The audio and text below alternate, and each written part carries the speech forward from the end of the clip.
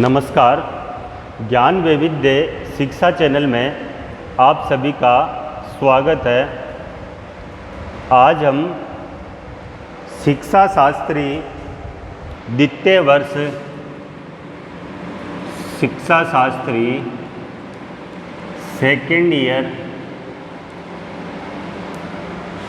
का यूनिट 7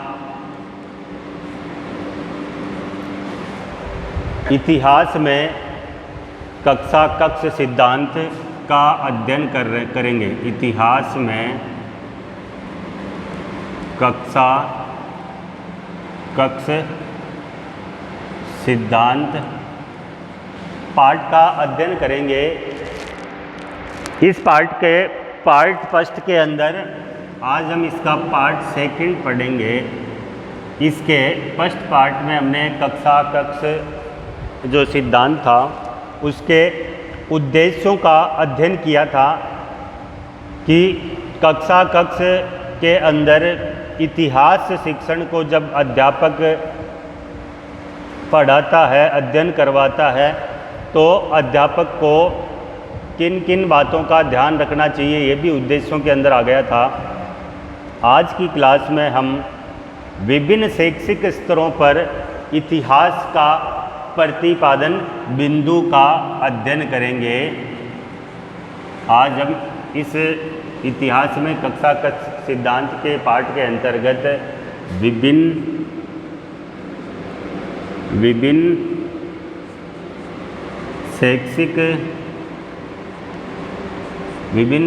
शैक्षिक स्तरों पर इतिहास शिक्षण का प्रतिपादन, आज हम इस बिंदु का अध्ययन करेंगे कि इतिहास शिक्षण के अंदर हमारी जो शिक्षण व्यवस्था के स्तर है, उनके स्तरों के हिसाब से किस प्रकार से इतिहास का अध्ययन होना चाहिए। तो सबसे पहले हम इन स्तरों की बात करें तो पहले हम पढ़ते हैं प्राथमिक स्तर। जो हमारी शिक्षा व्यवस्था है उसके अंदर जो प्राथमिक स्तर है, कक्षा 1 से 5 की कक्षाओं के अंदर इतिहास की जो पाठ्य पुस्तक है उसका अध्ययन किस प्रकार से होना चाहिए। तो इस प्राथमिक स्तर के अंदर हम सबसे पहले जो इतिहास शिक्षण है वो कैसा होना चाहिए, तो इसके अंदर हम पहले लिखें कहानी द्वारा इतिहास शिक्षण। देखो, जो कक्षा 1 से 5 होती है उसके अंदर बालकों की जो बौद्धिक शक्ति है या मानसिक शक्ति है वो इतनी विकसित नहीं होती है। तो अध्यापक को जब प्राथमिक स्तर के विद्यार्थियों को इतिहास का शिक्षण करवाया जाता है तो वो कहानियों के माध्यम से होना चाहिए कि जैसे हम किसी भी प्रकार की हमारे अध्ययन के अंदर चलने वाली ऐतिहासिक है या सांस्कृतिक है या राजा है, तो उनको इतिहास हमारे अतीत की कहानियों के द्वारा इतिहास का शिक्षण करवाया जाना चाहिए। तो उसके अंदर राष्ट्रीय विकास की कहानी आ सकती है, विश्व इतिहास की कहानी आ सकती है उनका। और अध्यापक या पाठ्यक्रम जब निर्माण होता है तो पाठ्यक्रम निर्माणकर्ताओं को विशेष सतर्कता या ध्यान रखना चाहिए कहानियों को चिन्हित करते हुए कि ये कहानियाँ किस प्रकार की हो जिससे छात्रों को उन कहानियों के पढ़ने के प्रति रुचि हो तो वो कहानियाँ श्री राम, कृष्ण, हनुमान जी, भगवान बुद्ध, सम्राट अशोक, महाराणा प्रताप, छत्रपति शिवाजी, इन आदि की हो या मानव के किसी भी प्रकार के भोजन या अग्नि की खोज किस प्रकार हुई, इस प्रकार की कहानियों के द्वारा प्राथमिक स्तर के छात्र छात्राओं को अध्ययन करवाना चाहिए। इसके बाद में दूसरा क्या होना चाहिए, तो दूसरा होना चाहिए श्यामपट्ट, जिसको अभी मैं काम में ले रहा हूँ। श्यामपट्ट का प्रयोग जब प्राथमिक कक्षा के विद्यार्थियों को अध्ययन करवाया जाता है तो अध्यापक को श्यामपट्ट का प्रयोग करना चाहिए। इन श्यामपट्ट का अध्यापक प्रयोग करते हुए इस श्यामपट्ट के ऊपर मानचित्र बना दे, रेखा चित्र के द्वारा छात्रों को इतिहास का अध्ययन करवा दे, कुछ सारांश लिख दे। तो सारांश तो प्राथमिक स्तर पर समझ में नहीं आएगा, लेकिन मानचित्र व रेखाओं के आधार पर उनको शिक्षण करना चाहिए। कुछ तथ्य होते हैं, उन तथ्यों का स्पष्टीकरण श्यामपट्ट पर कर सकता है। तो अध्यापक को श्यामपट्ट का प्रयोग प्राथमिक स्तर के छात्र छात्राओं को अध्ययन करवाते हुए करना चाहिए।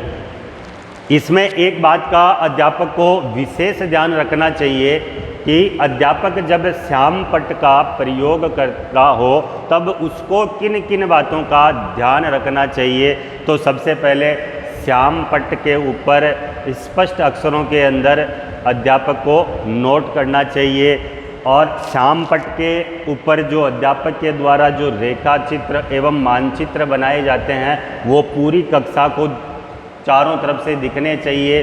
अध्यापक को श्यामपट्ट का कार्य करके एक साइड में आ जाना चाहिए, जिससे छात्रों की उनको अध्यापक की लिखी हुई चीज़ें स्पष्ट दिखे। और श्यामपट्ट पर अध्यापक को अपना जो भी चीज़ लिखना है, लिखने के बाद में कक्षा का निरीक्षण करना चाहिए, जिससे पता चले कि कोई भी छात्र गलत तो नहीं लिख रहा हो। तो अध्यापक को ये विशेष ध्यान रखना चाहिए, अध्यापक के द्वारा लिखी गई चीज़ें सुस्पष्ट सुंदर होनी चाहिए। तो अध्यापक को श्यामपट्ट का प्रयोग करते हुए इन बातों का ध्यान रखना चाहिए। इसके बाद में प्राथमिक स्तर पर जो तीसरा हमारा आता है वो है चित्र प्रतिरूप और मानचित्र का प्रयोग। चित्र प्रतिरूप एवं मानचित्र का प्रयोग। अध्यापक जब प्राथमिक स्तर के विद्यार्थियों को इतिहास शिक्षण का अध्ययन करवा रहा हो, तब जैसे वह राम के बारे में पढ़ा रहा हो या राम की कहानी पढ़ा रहा हो, तो उसको भगवान श्री राम को चित्र के द्वारा प्रस्तुत करना चाहिए। अगर महात्मा गांधी पढ़ा रहा हो तो महात्मा गांधी के चित्र को या उनके चित्र के प्रतिरूप को छात्रों के समक्ष दिखाना चाहिए। इससे क्या होता है कि प्राथमिक स्तर पर कर इतिहास का शिक्षण प्रदान करते समय शिक्षक जब छात्रों को चित्र को प्रतिरूप में बताया जाता है तो इसके प्रयोग से विद्यार्थियों का ज्ञान व्यवस्थित तथा निश्चित होता है। इसलिए कक्षा में अध्यापक के द्वारा छात्रों को चित्रों का प्रतिरूप दिखाना चाहिए। इसके बाद में चौथे नंबर पे समय एवं ज्ञान का विकास। समय ज्ञान का विकास। देखो, अध्यापक जब इतिहास शिक्षण का कार्य करवा रहा हो कक्षा में, तो अध्यापक को ऐसे दीवारों के ऊपर ऐसे रेखा चित्र खींच के उसके अंदर सन का समय का उसमें उन चित्रों के अंदर, रेखा चित्रों के अंदर लिख देना चाहिए। और जब वो अध्यापक अध्ययन करवा रहा हो तो उस समय को उन दीवार के ऊपर लिखे हुए रेखा चित्रों का ज्ञान करवाना चाहिए छात्रों को, जिससे छात्रों को जल्दी से समझ में आ जाए। इसके बाद पांचवा इसके अंदर आता है विद्यार्थियों को क्रियाशील बनाना। विद्यार्थियों को क्रियाशील बनाना। अब किस प्रकार से बना सकते हैं कि आपके द्वारा अध्ययन करवाई गई पाठ्य वस्तु में से अध्यापक को कुछ प्रश्न तैयार करके छात्रों से पूछने चाहिए। इससे क्या है कि विद्यार्थियों का जो मस्तिष्क है उसके अंदर वो बातें वापस से रिपीट होती है। तो अध्यापक को अपने सारांश में, पाठ के सारांश में से कुछ छोटे छोटे वस्तुनिष्ठ प्रश्न तैयार करके छात्रों को या विद्यार्थियों को क्रियाशील बनाया जा सकता है।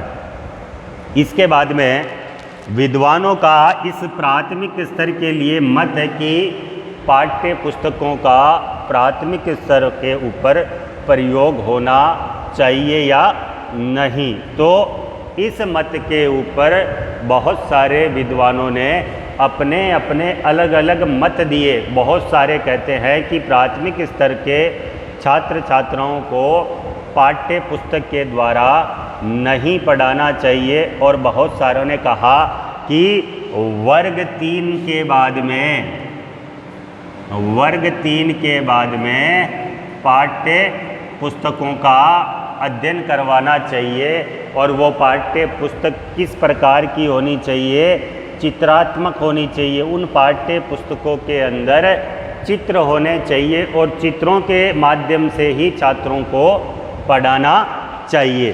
तो विभिन्न शैक्षिक स्तरों के ऊपर इतिहास का प्रतिपादन हमने किया। उसके अंदर हमने सबसे पहले प्राथमिक स्तर को पढ़ा।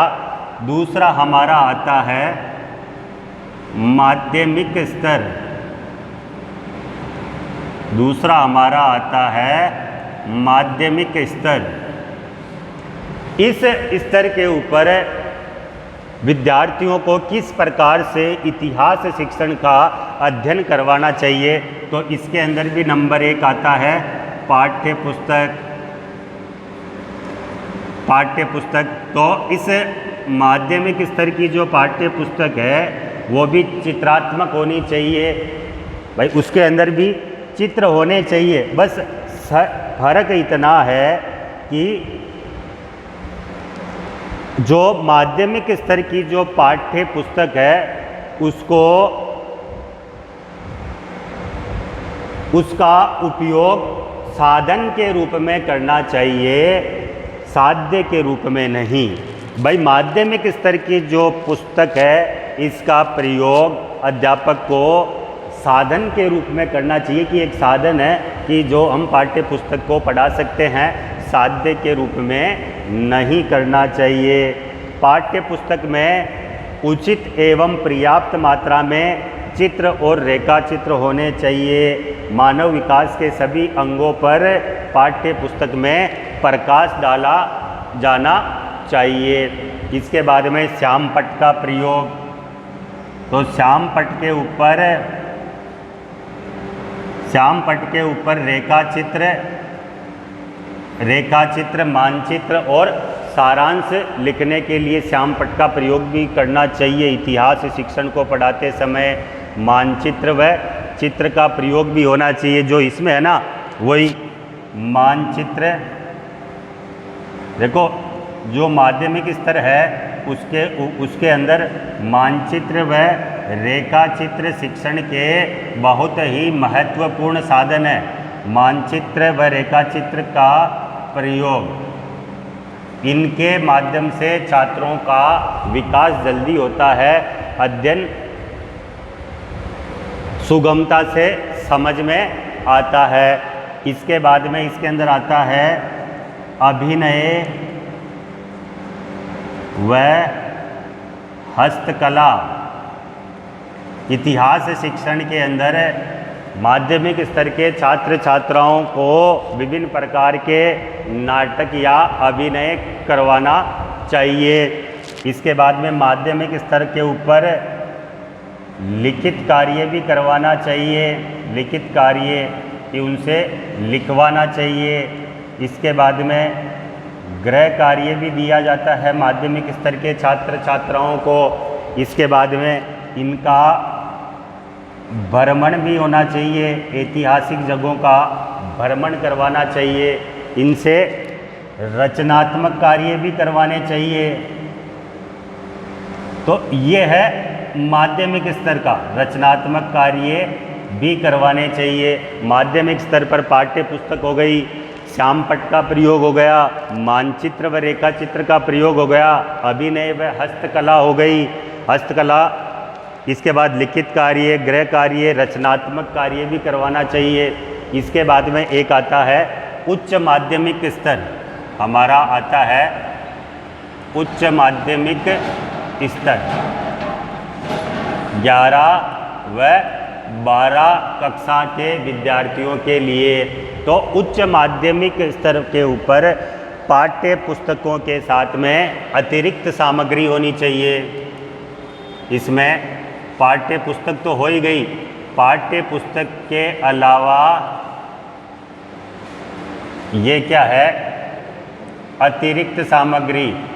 कक्षा 11 व 12 के छात्रों के विकास अधिक हो जाता है और इनकी अध्ययन करने की क्षमता भी प्राथमिक स्तर के और माध्यमिक स्तर के छात्र छात्राओं से अधिक होती है। तो इनको इतिहास शिक्षण की जो पाठ्य पुस्तक है उसके साथ में अनेक दूसरी इतिहास शिक्षण की पुस्तकें जिनसे छात्र छात्राओं को इतिहास का ज्ञान हो सके वो पाठ्य पुस्तकें भी होनी चाहिए। इसके बाद में श्यामपट्ट आई गया, श्यामपट्ट के ऊपर इनको वही मानचित्र, रेखा चित्र और सारांश के लिए काम में लेना चाहिए। इसके बाद में माध्यमिक स्तर के, उच्च माध्यमिक वाले छात्र छात्राओं को वाद विवाद, कक्षा में वाद विवाद प्रतियोगिता करवानी चाहिए। इसके बाद में इनको सूत्र पद्धति का प्रयोग करना चाहिए। सूत्र पद्धति का प्रयोग ये भी होना चाहिए किसमें, उच्च माध्यमिक स्तर के अंदर। तो ये जो सूत्र पद्धति होती है, इस अवस्था के विद्यार्थी क्या होते हैं कि कारण संबंध को समझने के अंदर समर्थ होते हैं, मतलब इनकी बुद्धि विकसित हो जाती है। अतः इस स्तरों पर सूत्रों का उल्लेख किया जाना चाहिए।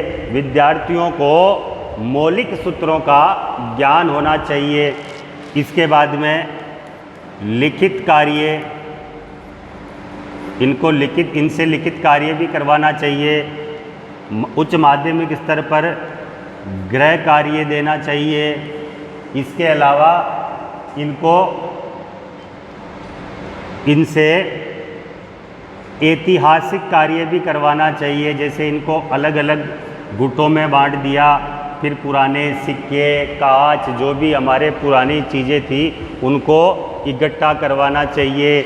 इनके बाद में इनसे सामूहिक कार्य भी करवाना चाहिए, जैसे सामूहिक वाद विवाद, निबंध प्रतियोगिता या किसी भी प्रकार का सामाजिक कार्य, इन सब से सामूहिक कार्य भी करवाना चाहिए। तो आज का हमारा विषय था विभिन्न शैक्षिक स्तरों पर इतिहास शिक्षण का प्रतिपादन। हमने शिक्षा प्रणाली के तीनों स्तरों के अंदर इतिहास शिक्षण किस किस प्रकार से होना चाहिए इनका अध्ययन किया। हमने प्राथमिक स्तर, माध्यमिक स्तर और उच्च माध्यमिक स्तर के बारे में अध्ययन किया। आज की कक्षा में बस इतना ही। आगे की कक्षा में हम इसी का आगे का टॉपिक लेके आएंगे। तब तक के लिए नमस्कार।